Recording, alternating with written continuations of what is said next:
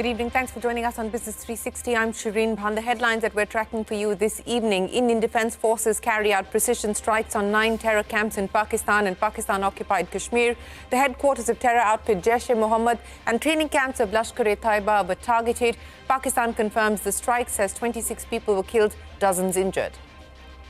India's military operations are appropriate and non-escalatory, says the Foreign Secretary Vikram Misri, flanked by women military officers.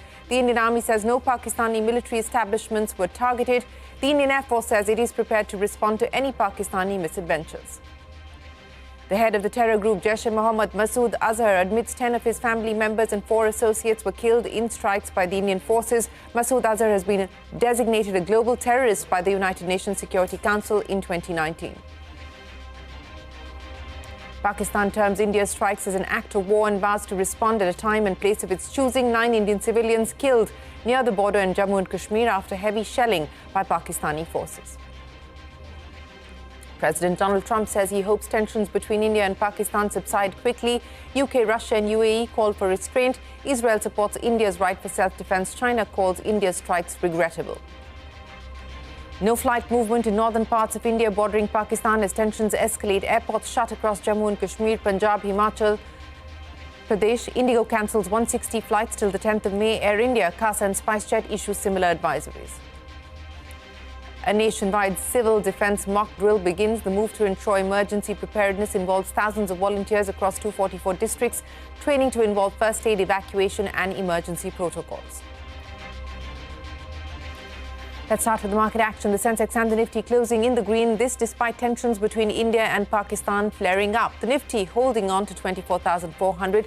It was a volatile session, though. The rupee weakened by nearly 40 paise against the dollar, and that's how the markets closed for the day.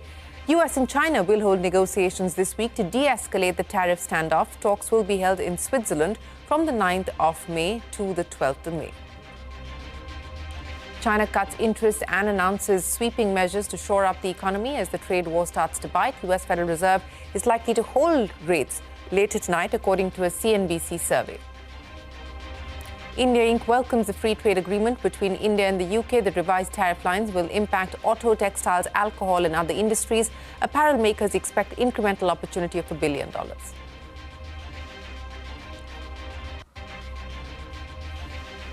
Well, the top story this evening, Indian Defence Forces carried out precision strikes on 9 terror camps in Pakistan and Pakistan-occupied Kashmir.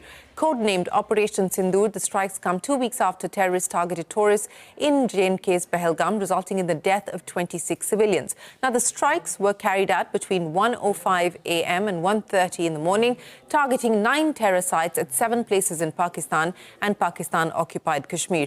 Now, these places are Muzaffarabad, Kotli and Bimber in Pakistan-occupied Kashmir and Sialkot, Murdik, Golpur and Bhavalpur in Pakistan. Pakistan confirmed the strikes as 26 people were killed and dozens injured. Now let's talk specifically about Bahawalpur. Located about 100 kilometers from the border, the Markaz Subhan camp in this area served as the headquarters of the terrorist group Jaish-e-Mohammed.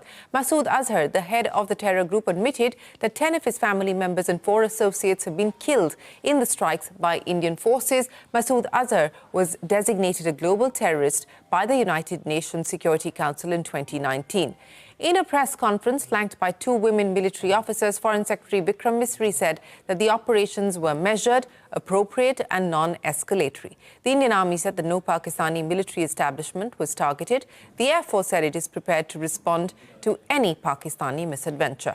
Prime Minister Modi also briefed cabinet ministers about Operation Sindhur during a meeting. He also met President Murmu at Rashtrapati Bhavan to brief her about the operation. Home Minister Amit Shah chaired an urgent video conference with chief ministers, DGPs and chief secretaries of states bordering Pakistan and Nepal. These actions were measured, non-escalatory, proportionate and responsible. They focused on dismantling the terrorist infrastructure and disabling terrorists likely to be sent across to India. It was deemed essential that the perpetrators and planners of the 22nd April attack be brought to justice. No military establishments were targeted. India has demonstrated considerable restraint in its response. However, it must be said that the Indian armed forces are fully prepared to respond to Pakistani misadventures, if any, that will escalate this situation. Operation Sindoor 22 अप्रैल को पहलगाम में हुए विभत्स आतंकवादी हमले के शिकार मासूम नागरिकों व उनके परिवारों को न्याय देने के लिए लॉन्च किया गया था। इस कार्रवाई में 9 टेररिस्ट कैंप्स को टारगेट किया गया और पूरी तरह से इसे बर्बाद किया गया। अगर पहलगाम में लोगों को इस तरह मारा नहीं गया होता, ये दिन नहीं आता। हम बड़े आराम से रह रहे थे। हम में से कोई जंग नहीं चाहता। हम लोग जो खासकर जम्मू कश्मीर में रहते हैं, क्योंकि अक्सर बेशतर हमने देखा है, चाहे वो इससे पहले जो वार हुए हों या करगिल हुआ हो, वो कहीं ना कहीं जम्मू कश्मीर को ही हिट कर जाता है। हम तो चाहेंगे कि हालात जो हैं वो दोबारा ठीक बने, लेकिन उसके लिए पहले हमारे जो पड़ोसी मुल्क हैं उनको अपनी बंदूकें शांत करनी होंगी। यहाँ से फिर बंदूक चलेगी नहीं। Full support to our forces. Best wishes to them. Much love to them. Complete support from the Congress Party and the Congress Working Committee. In 9 places, Indian Army has attacked terrorist-based centers. While doing so, except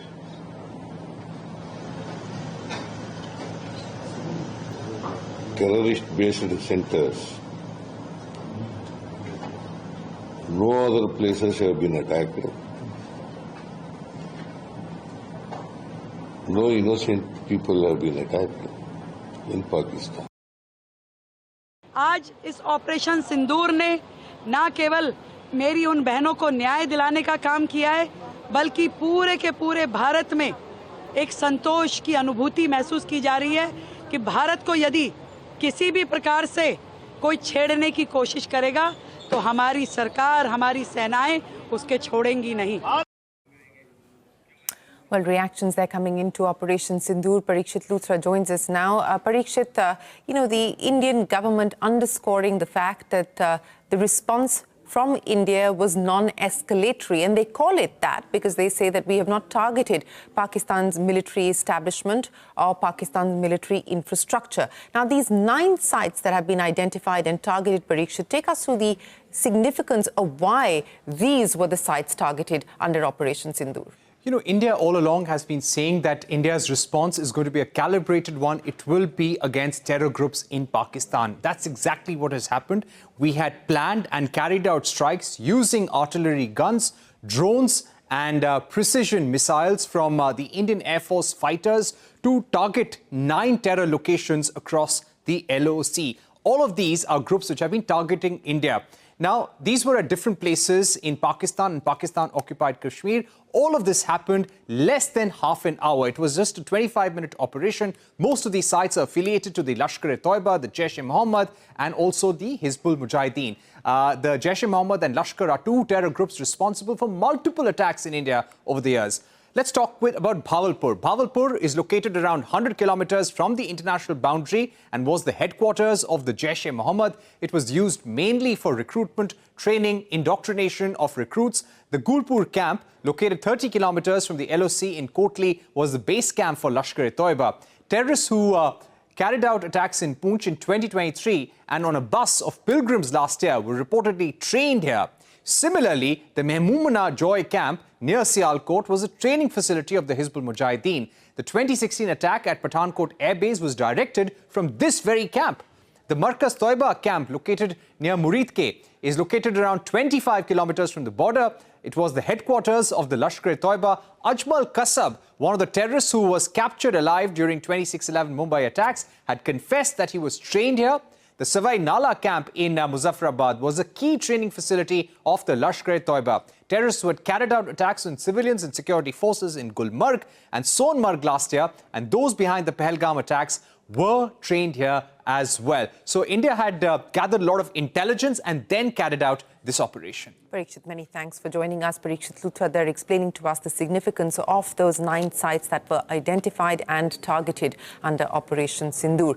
Meanwhile, Pakistan resorting to heavy shelling near the border in Jammu and Kashmir's Poonch after India's military operation. At least 9 Indian civilians have been killed so far and dozens have been injured. Pakistan termed India's strikes an act of war and has promised to respond at a time and place of its choosing. At 6 locations where the Indians attacked last night, unprovoked, the blatant aggression that they did, Pakistan has lost 26 civilians and 46 are injured. Pakistan reserves the right and will respond to this aggression at a time, place, and means of our own choice. Well, that is the Pakistan Army responding. Now, world leaders reacting to India's strike on terror camps in Pakistan. President Trump said India and Pakistan have been fighting for decades.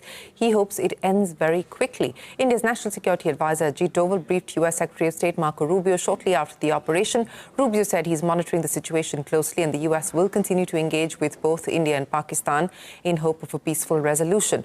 UN Secretary General Antonio Guterres expressed concern over the strikes in his call for maximum military restraint from India and Pakistan. The UAE and the UK have also called for a de-escalation of tensions. Israel's ambassador to India said Israel supports India's right for self-defense. He said, and I quote, "Terrorists should know there is no place to hide from their heinous crimes against the innocent," end of quote. China's foreign ministry said it regrets India's military action and has urged both countries to put peace and stability first. Russia has expressed concerns over military confrontation between India and Pakistan. It's also condemned acts of terrorism. Let's listen in to what President Trump had to say. No, it's a shame. We just heard about it just as we were walking in the doors of the Oval. Just heard about it. I guess people knew something was going to happen based on a little bit of the past. They've been fighting for a long time. You know, they've been fighting for many, many decades and centuries, actually, if you really think about it. No, I just hope it ends very quickly. President Trump then. Several airports in northern and western Indian states that border Pakistan have been closed today following India's strike on terror target Pakistan. Indigo, SpiceJet, Air India and other airlines have suspended services to and from affected airports. Authorities have also reportedly shut down the Kartarpur corridor at Dera Baba Nanak in Punjab's Gurdaspur district. Madiha is standing by with more on the impact on the airspace activity. Madiha. Well, 5 states bordering Pakistan have seen airspace activity getting impacted, and that has led to flight cancellations. So if you look at the video that we captured from flight tracking site Flight Radar 24, you will see a rare picture where the sky over northwest India is completely empty. So Jammu and Kashmir, Punjab, Himachal Pradesh have no flight movements at all in their airspace, while Rajasthan and Gujarat have few flights in the airspace away from the border. So airports including Leh, Srinagar, Jammu, Amritsar, Pathankot, Chandigarh are closed. Then Jodhpur, Jaisalmer, Bikaner, Kishannagar and Rajkot, Jamnagar, Bhuj and Porbandar are also closed for civilian flights. Let me add that we still don't have an official communication from the Civil Aviation Ministry on these airport closures. But Indian Airlines have been issuing regular updates, issuing advisories to passengers on cancellations of flights to the impacted airports. Indigo has cancelled over 165 flights to and from Srinagar, Jammu, Amritsar, Leh, Chandigarh, Dharamshala, Bikaner, Jodhpur, Gwalior, Kishannagar and Rajkot till the 10th of May. Likewise, Air India said all its flights to and from Jammu, Srinagar, Leh, Jodhpur, Amritsar, Bhuj, Jamnagar, Chandigarh and Rajkot have been cancelled till the 10th of May. Air India Express, Akasa Air and SpiceJet have issued similar advisories. What you will also see on the map is that foreign airlines are avoiding flying over Pakistan airspace. Airlines like Qatar Airways have suspended flights to Pakistan. A British Airways London Islamabad flight was also cancelled for the 7th of May. Emirates too cancelled its flights from Dubai to Lahore and Islamabad. And Saudi Arabia's Saudia Airlines cancelled its flights from Jeddah to Islamabad and Lahore. So that's the situation that we are seeing right now. Madhya, many thanks for joining us. And staying with Operation Sindhur, the Indian Army carried out precision strikes against the terror infrastructure in Pakistan and Pakistan-occupied Kashmir. The precision strike weapon system is designed to precisely target positions while minimizing collateral damage to surrounding areas and to civilians. Now, it can hit targets with high accuracy from a long distance. Retired Commodore Shrikant Kesnur explained to CNBC-TV18 how precision strikes work. Listen in.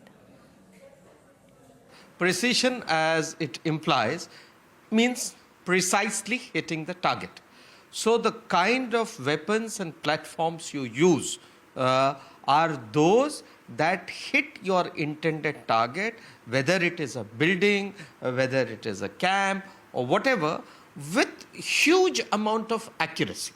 I think that minimizing civilian casualties is in a way sending out a message to Pakistan people too, that India is wanting to hit the terror camps and the terror infrastructure, and now it is your job to ensure that you don't basically encourage these sort of people.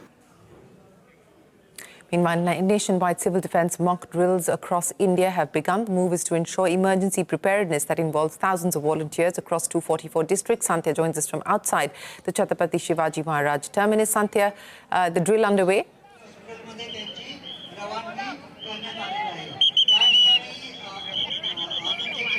So, Shireen, right now we are at Cross Maidan, and here's where the mock drill is happening.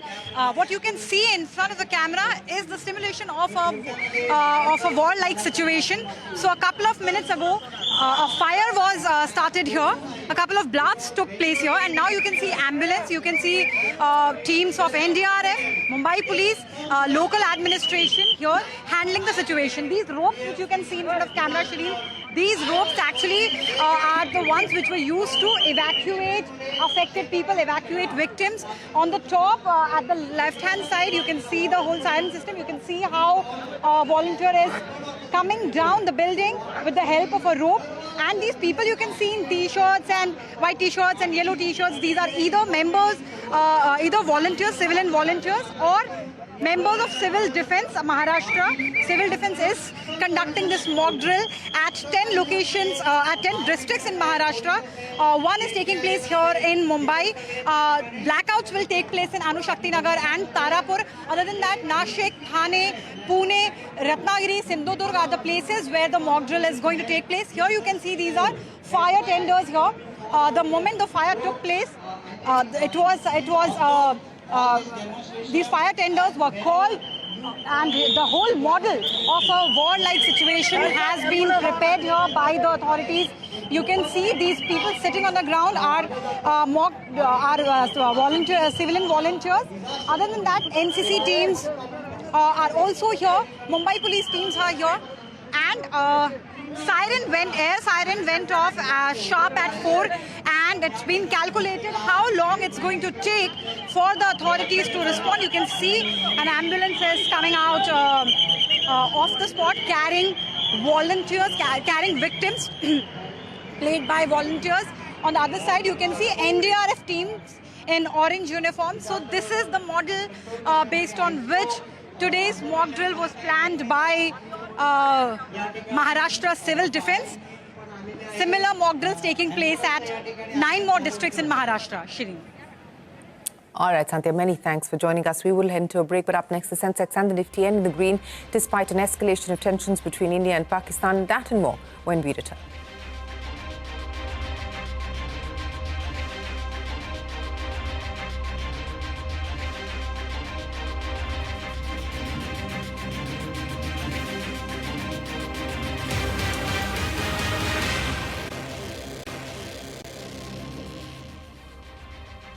Let's take stock of the day's trading action. The Sensex and the Nifty ending in the green despite tensions between India and Pakistan. The Nifty holding on to 24,400 in what was a volatile session. Bottom markets outperformed the blue chips. Prashant is standing by to take us through the details. Prashant, the Lal Street quite resilient through what was an otherwise fairly tumultuous day. Well, all told, a pretty good session. We woke up to news that India has launched strikes across 9 sites in POK, Pakistan, destroying terrorist infrastructure. And the start was a little tentative, but very quickly the market found its footing. advanced decline which was deeply in the negative, some 5 down for 1 up, turned actually positive, and we actually ended in a pretty good fashion. While the Nifty didn't do very much, slight small gains on the Nifty Bank, etc., the gains really came through for the mid-cap index and the small-cap indices, which were up between 1.5% to 2% each. And that's the reason why the broader market felt a lot lighter, a lot better as compared to just looking at the Nifty and, the index bobbing around up and down through the course of the day. I'll start with where the large caps really, what the large caps really did, and I'll start with what was up. Tata Motors was the big gainer, 5% gain coming in there. Top gainer. Of course, stocks done very, very poorly over the last many months now. Shriram Finance, 2%. Bajaj Finance, 2%. Jio Financial Services and Eternal were some of the other 2% moves today. On the downside, Asian Paints was the clear loser, 3.5% down. Oil prices, oil's kind of felt out of sync with equity prices, which have done so well around the world. Oil has been depressed. So over the last 2 days, we're seeing some rebound. We'll see where the things go. Sun and Reliance are the others, which were down 2% and 1%, respectively. These are large caps I'm talking about. Now, for the broader market, more up than down, and clearly so by 3:30. BSE was by far the biggest gainer, 6.5%, big number one volume-led gainer. Wellspun Living was up 12%. Paytm, after number 7% gain. CCL Products, second day running, has done about 150 rupees in 2 days. We have Gokuldas Exports. This is a clear textile beneficiary after the India-UK FTA. Piramal Enterprises, Motherson Sumi was up 5%. K Fintech was up 5%. Aarti Drugs locked up 20% on this name, 419. There was Sirma, PG Electroplast from the EMS space. IIFL Finance, a bombed out name, 7% gains. And really broadened out, but this is the bulk of the top 10, 12 sort of volume-led gains that we had in today's session. On the downside, some of the defense names like Mazgaon and BDL saw some profit booking, 5% down on these each. There was Swiggy, which has been going up and down. Today it was down 4% lower. And a name like KPI Green, Eventel, etc., which did well yesterday, were on the downside. The India-Pakistan, I think, news flow very much on the minds of investors and especially traders who are looking to sort of navigate this slightly tricky period. Back to you.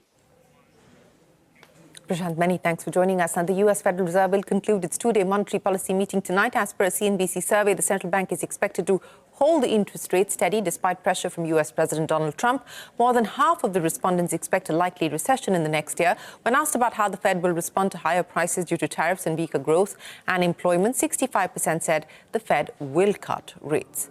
China has cut its key interest rates and announced sweeping measures to shore up the economy as the trade war with the U.S. starts to bite. China will establish a 500 billion yuan re-lending tool for consumption and elderly care. Its central bank will reduce mortgage rates under the nation's Housing Provident Fund as well.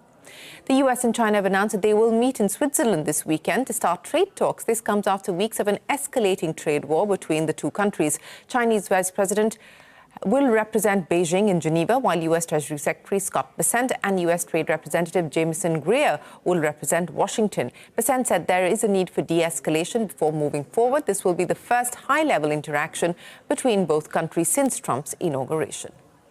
Well, with that, it is time for us to wrap up this edition of Business 360. The news will continue right here on CNBC-TV18. Stay tuned. We're back in a minute with more.